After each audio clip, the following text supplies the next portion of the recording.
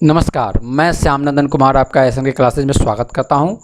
चलिए आज हम देखने वाले हैं कौन सा हमारे लिए मोस्ट इम्पॉर्टेंट क्वेश्चन है जो एग्ज़ाम में हमारे आ सकते हैं। यहाँ हम उन्हीं क्वेश्चन को कवर करते हैं जो हमारे लिए काफ़ी इम्पॉर्टेंट होते हैं और मैक्सिमम संभावना रहती है कि यहाँ से क्वेश्चन बने। चलिए टॉप मोस्ट क्वेश्चन, इनको टॉप मोस्ट क्वेश्चन बोला जाता है।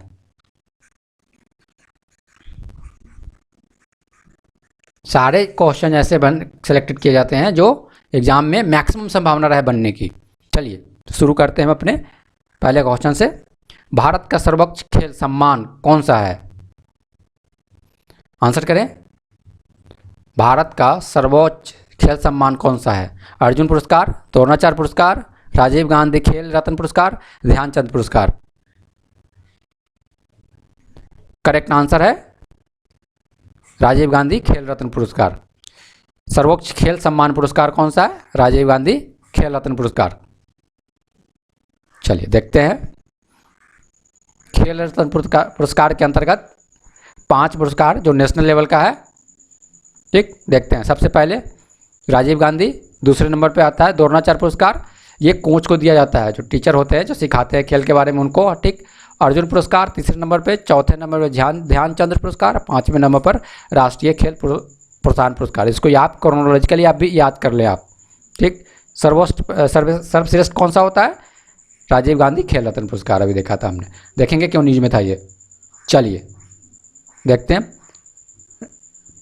न्यूज़, देखते हैं आखिर ये था क्योंकि उन्हें खेल रत्न के लिए मिताली और अश्विन के नाम की सिफारिश, ठीक, बीसीसीआई ने इनकी नाम की सिफारिश की है। किनको? मिताली के लिए और अश्विन के लिए। चलिए देखते हैं, इन्होंने और नाम सजेस्ट किया है, लेकिन जब वो अवार्ड मिलेंगे देखेंगे किनको मिला है। लेकिन हमारे लिए मुद्दा यह था कि सर्वोच्च खेल रत्न पुरस्कार कौन सा होता है, ठीक है ना। चलिए आगे हम देखते हैं। माटेरा शहर कहाँ स्थित है? अमेरिका, रूस, जापान, इटली। आंसर करें। इटली में स्थित है। चलिए देखते हैं हम क्यों इंपॉर्टेंट है ये। देखिए इटली,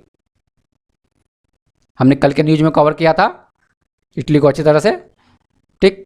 इटली क्यों का कवर किया था कल के न्यूज़ में? G20 का जो मीटिंग होने वाला है अक्टूबर में, वो कहाँ होने वाला है? रोम में, इटली में, ठीक। कल के न्यूज़ में हमने देखा था, ठीक। माटेरा शहर कहाँ है? इटली में, ठीक। चलिए देखते हैं माटेरा कहाँ है। ये रहा माटेरा,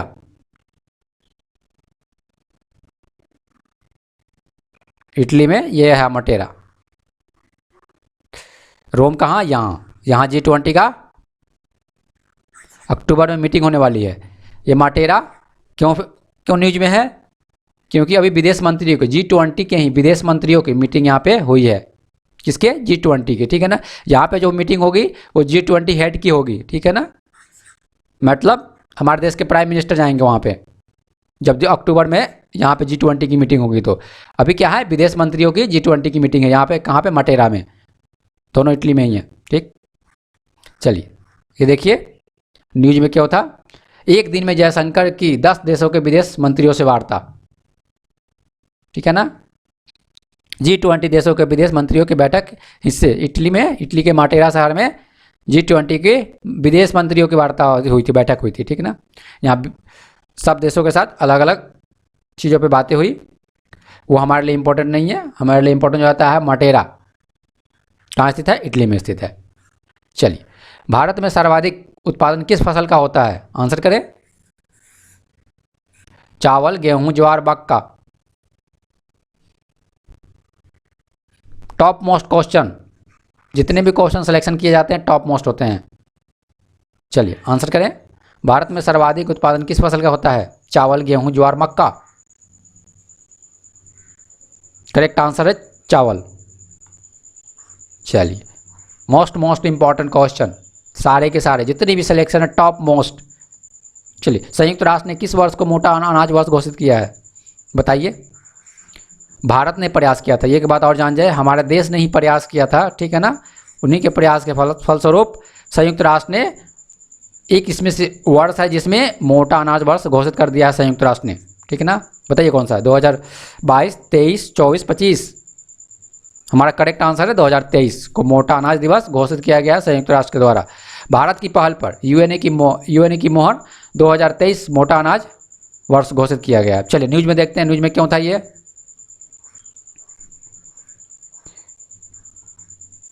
पहले इसको कवर करते हैं। कॉर्पोरेशन बैंक और आंध्र बैंक को किस बैंक में विलय कर दिया गया है? आंसर करें। कॉर्पोरेशन बैंक और आंध्र बैंक को किस बैंक में विलय कर दिया गया है? भारतीय state bank, Punjab national bank, bank of Baroda, union bank. Top most question, most important question सारे के सारे। चलिए आंसर करें। कॉर्पोरेशन बैंक और आंध्र बैंक को किस बैंक में विलय कर दिया गया है? यूनियन बैंक में। याद रखें कौन से बैंक में? यूनियन बैंक में विलय कर दिया गया। कौन सा? कॉर्पोरेशन बैंक और आंध्र बैंक को। चलिए नेक्स्ट देखते हैं। देखिए ये न्यूज में क्यों था।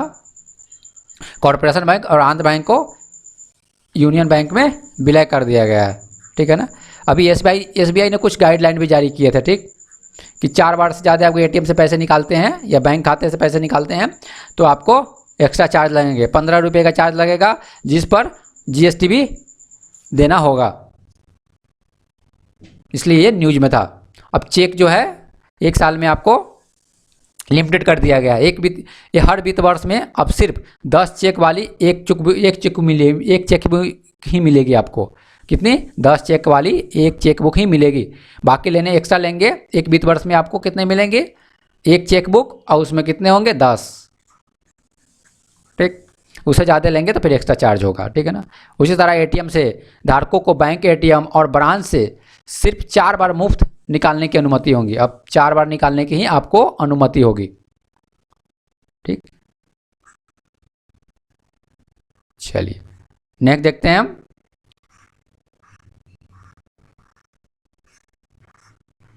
फूलों की घाटी कहाँ स्थित है? आंसर करें। कल वाले क्वेश्चन में, कल वाले हमने एमसीक्यू में देखा था, ठीक। मोस्ट मोटे हिमाचल प्रदेश, केरला, सिक्किम, इनमें से कोई नहीं। फूलों की घाटी कहाँ स्थित है?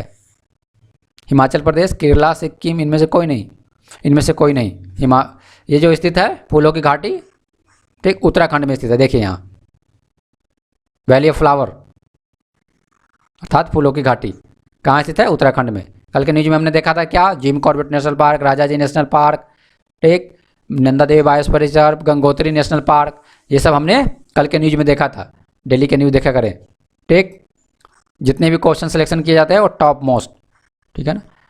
न्यूज में क्या होता है? आज ही फूलों की घाटी का दीदार करेंगे।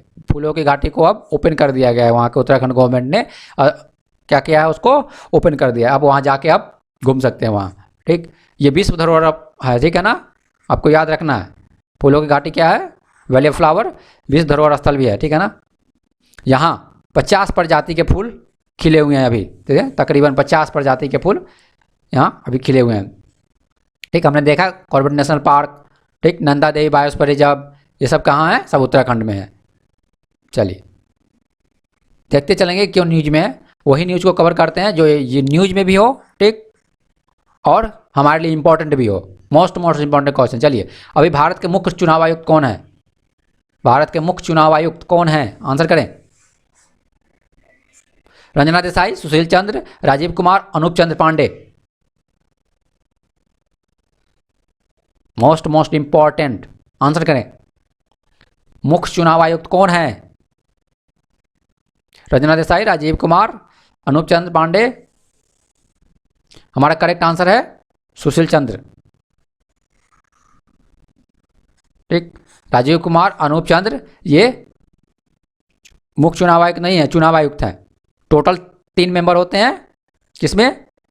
चीफ इलेक्शन कमीशन में। उसमें ये हेड हैं, ठीक, ये 2 मेंबर और हैं, ठीक। ये तीनों इलेक्शन कमीशन के मेंबर ही हैं, लेकिन मुख्य जो है वो सुशील चंद्र ही हैं, ठीक। रंजना देसाई क्या है? ये परिसीमन समिति, जो अभी देखते हैं, परिसीमन समिति का गठन किया गया था 2020 में, ठीक है ना। सीमा का निर्धारण करने के लिए जम्मू एंड कश्मीर में उनकी अध्यक्षता कौन कर रही है? रंजना देसाई कर रही हैं, इसलिए न्यूज में था। चलिए देखते हैं। अगले हफ्ते जम्मू कश्मीर जाएगा परिसीमन आयोग, परिसीमन आयोग क्या करेगा, अगले हफ्ते कहाँ जाएगा, जम्मू एंड कश्मीर में। 2020 में इसको स्थापित किया गया था। कब? 2020 में परिसीमन आयोग की स्थापना की गई थी। सरकार ने क्या किया था 2019 में, ठीक है ना, क्या किया था, जम्मू एंड कश्मीर को 2 टेरिटरी में बांट दिया था, जम्मू एंड कश्मीर और लद्दाख। उसके बाद 2020 में सेंट्रल गवर्नमेंट ने परिसीमन आयोग का गठन किया, ठीक, और वहाँ पे कॉन्स्टिट्यूएंसी डिसाइड करने के लिए, परिसीमन माने होता है सीमा डिसाइड करना, ठीक है ना, कॉन्स्टिट्यूएंसी डिसाइड करने के लिए गठन किया, ठीक है। रंजना देसाई उसकी अध्यक्षता कर रही हैं, ठीक। अभी जो ये आयोग वहाँ जाएगा जम्मू एंड कश्मीर में, न्यूज में यह है कि जाएंगे वो, ठीक। वहाँ जितने भी रीजनल पॉलिटिकल पार्टी हैं और जिनसे मिलना होगा सबसे मिलकर वहाँ पे जो है ना ये अपना रिपोर्ट जारी करेंगे, रिपोर्ट देंगे, ठीक है ना। हमने क्या देखा, मुख्य चुनाव आयुक्त सुशील चंद्र, ठीक। क्यों न्यूज में, तो ये क्यों है, क्योंकि ये जो परिसीमन समिति बनती है ना, उसके जो मेंबर जो होते हैं वो मुख्य चुनाव आयुक्त होते हैं, ठीक। लेकिन हेड कौन होता है, हेड अभी जो है जस्टिस रंजना देसाई हैं, ठीक है ना। चलिए, चीफ इलेक्शन कमीशन हेड नहीं होता है परिसीमन आयोग का, याद रखें हमेशा। इसके हेड जो होते हैं सुप्रीम कोर्ट का सेवानिवृत्त जज होते हैं, जिसके परिसीमन समिति का। चलिए, या परिसीमन आयोग बोल दिए। ग्रीन पास डिजिटल कोविड सर्टिफिकेट संबंधित है किससे, ग्रीन पास या डिजिटल कोविड सर्टिफिकेट संबंधित है। हमारे आंसर करें, यूरोपियन यूनियन। किससे, यूरोपियन यूनियन संबंधित है। चलिए, अभी देखते हैं मुद्दा क्या था। कोविशील्ड एंड कोवैक्सीन को मंजूरी दो, नहीं तो भारत अपने आने पर क्वारंटाइन करेंगे। मुद्दा ये था कि यूरोपियन यूनियन ने ये कहा था कि जो व्यक्ति कोविशील्ड या कोवैक्सीन लिए होंगे, ठीक है ना, उसको यूरोप में आने की अनुमति नहीं होगी, ठीक। लेकिन इनका एक कंडीशन भी था, आने की अनुमति तो नहीं होगी, लेकिन कोई भी देश, यूरोपियन यूनियन का कोई भी देश चाहे तो वह छूट दे सकता है। समझ गए। और ये ग्रीन पीस क्या है, यह इनका एक फॉर्मेलिटी था, सिस्टम था, एक व्यवस्था था, ठीक है ना, कि किनको आने देना है, किनको नहीं आने देना है। डिजिटल कोविड सर्टिफिकेट, एक ग्रीन पास जो है ना, इन्होंने कोविड से बाहर से लोगों को आने के रोकने के लिए, ठीक है ना, एक सिस्टम बनाया उन्होंने, उसका नाम रख दिया इन्होंने ग्रीन पास, डिजिटल कोविड सर्टिफिकेट, यानी परमिशन लेके आपको वहाँ जाना पड़ेगा, ठीक। इसमें जो था, इस फ्रेमवर्क के अंतर्गत, ये ग्रीन पास के अंतर्गत इन्होंने फाइजर, मॉडर्ना, एस्ट्रोजेनिका, ठीक, ये सब वैक्सीन को जो है ना, ये सब वैक्सीन को क्या किए थे उन्होंने, उसमें इंक्लूड कर दिए थे अपने फ्रेम में। अर्थात जो लोग ये वैक्सीन मॉडर्ना, ठीक है ना, फाइजर, एस्ट्रोजेनिका, ठीक है ना, ये सब लिए होंगे, उनको ये यूरोपीय में आने जाने की किसी तरह कोई रेस्ट्रिक्शन नहीं लगाया जाएगा, ठीक है ना। लेकिन जो व्यक्ति कोविशील्ड या कोवैक्सीन लिए होंगे उनको अनुमति नहीं दी जाएगी। ऐसे मुद्दे उठाया था। लेकिन बाद में जब यूरोपियन यूनियन ने क्लैरिफाई किया, ठीक है ना, स्पष्ट किया कि नहीं, ऐसा कोई बात नहीं है, अगर कोई देश, ठीक है ना, यूरोपियन यूनियन का कोई देश चाहे, ठीक है ना, तो इसमें रियायत दे सकता है, ठीक। तो ये मुद्दा था, हमें याद क्या रखना है, डिजिटल कोविड सर्टिफिकेट किससे संबंधित है, तो ये यूरोपियन यूनियन से संबंधित है। अभी इंडिया ने प्रेशर बनाया है, ठीक है ना, कि अगर आप नहीं देंगे कोविशील्ड और कोवैक्सीन लिए व्यक्ति, क्योंकि हमारे देश में यही अभी चल रहा है, ठीक है ना, कोविशील्ड और कोवैक्सीन ही मैक्सिमम लगाया जा रहा है वैक्सीनेशन के दौरान, ठीक है ना। अब ये लोग को काफ़ी दिक्कत होगी अगर इस तरह का रेस्ट्रिक्शन लग जाएगा यूरोप में जाने में, ठीक। तो इन्हें अब भारत ने ये उनको कहा कि अगर आप नहीं देंगे कोविशील्ड और कोवैक्सीन व्यक्ति को वहाँ जाने के लिए, जो लिए हुए वैक्सीन को नहीं जाने देंगे, तो हम भी जो यूरोप से आएंगे उनको क्या कर देंगे, क्वारंटाइन कर देंगे, ठीक। अब उन्होंने कहा है कि नहीं, ऐसा नहीं है, आ सकते हैं, लेकिन वो जो देश चाहेगा, वो एक अपना देश, यूरोपियन यूनियन का देश स्वतंत्र है, ठीक है ना, अगर वो देश चाह रहे हैं, ठीक, तो वो आने की अलाउ कर सकते हैं। तो ये मुद्दा था, हमें याद रखना है। एक तो याद रखना है कि ये हमारे देश में ही अभी जो है प्रोडक्शन हो रहा है किसका, कोविशील्ड का, कोवैक्सीन का, ये कह सकते हैं स्वदेशी कोरोना वैक्सीन है, ठीक है ना, स्वदेशी कोरोना वैक्सीन, ठीक। और मुख्यतः याद रखना है हमें क्या, कि ग्रीन पास किस से संबंधित है, तो ये यूरोपियन यूनियन से संबंधित है। चलिए, आपको अच्छी तरह समझ में आ गया होगा। नेक्स्ट हम देखते हैं हमारे लिए कौन सा इंपॉर्टेंट न्यूज है, मोस्ट इंपॉर्टेंट न्यूज। चलिए, बिहार सरकार कोरोना संक्रमण से मरने वाले परिवारों को कितने अनुग्रह राशि दे रही है? आंसर करें। बिहार सरकार कोरोना संक्रमण से मरने वाले परिवारों को कितने अनुग्रह राशि दे रही है? आंसर करें। 4 लाख रुपए, 2 लाख रुपए, 3 लाख रुपए, 1 लाख रुपए। 4 लाख रुपए। बिहार सरकार जो है कोरोना संक्रमण से मरने वालों को कितने रुपए दे रही है? 4 लाख रुपए दे रही है। ठीक, आंसर देखते हैं।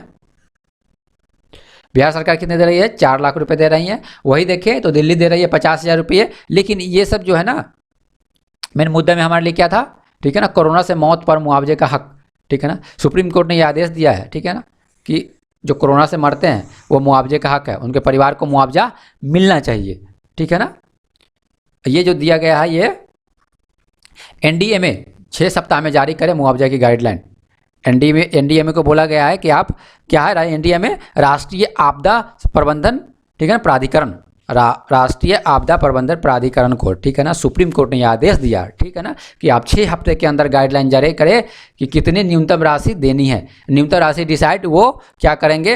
राष्ट्रीय आपदा प्रबंधन प्राधिकरण ही करेंगे। सुप्रीम कोर्ट ने ऐसा कुछ नहीं बोला है, ठीक है ना। उन्होंने कहा कि आप अपने सुविधा के अनुसार देख लें कितने आप कोष में कितने पैसे हैं, ठीक है ना, आप उसी के अनुसार एक डिसाइड करें कि कितनी न्यूनतम राशि मिलेगी। लेकिन न्यूनतम राशि दी जाने की उन्होंने बात की। कौन करेगा? ये राष्ट्रीय आपदा प्रबंधन प्राधिकरण गाइडलाइन जारी करेगा, ये पैसे का डिसीजन लेगा कि कितने देना है। ठीक है ना, अब राज्य को, ये सुप्रीम कोर्ट ने ये भी बोला है, ठीक है ना, कि राज्य स्वतंत्र है पैसे देने के लिए, वो जितना चाहे दे सकते हैं। उसी के अंतर्गत हमने क्या देखा, जो बिहार सरकार कितने दे रही है?